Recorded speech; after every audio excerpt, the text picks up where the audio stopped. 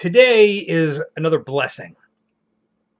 Um, as I get older, or as we all get older, um, we start to lose our senses. Now, I was probably about 40 years old or so when I first needed glasses. And I was disappointed that I needed them, but boy, was I glad that it improved, that my vision improved. And since, unfortunately for me, since my 20s, my hearing has been bad.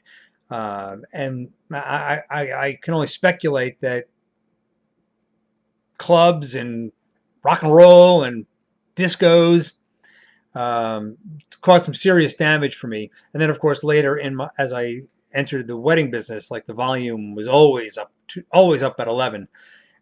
So my hearing has only gotten worse and worse and worse. But I still have it. I can hear, I can see, I can feel, and I can smell. Um, and those are blessings.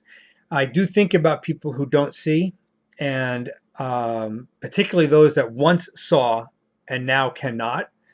And I always wonder, what would it be like if I couldn't see a baseball game, or I couldn't see a hockey game?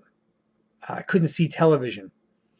It would be pretty rough. I actually recently saw a blind man who reviewed movies, and what perspective he had on movies, things that we see all the time. We respond to them, but imagine experiencing a movie without vision. You could only hear it.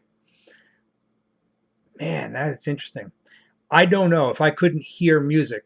I just love music. I live with music all day. I love music.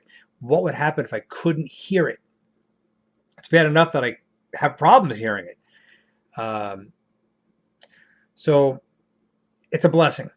And I want everybody to count their blessings. That's why I added blessings to this year's Lenten mission. Um, so pray for those without sight. Pray for those losing their sight. Same for hearing. Mine is slowly, slowly, slowly getting worse and worse and worse. So pray for those that have no hearing. Pray for those that have already lost it or are born without it. Count your blessings. Be happy that your senses work.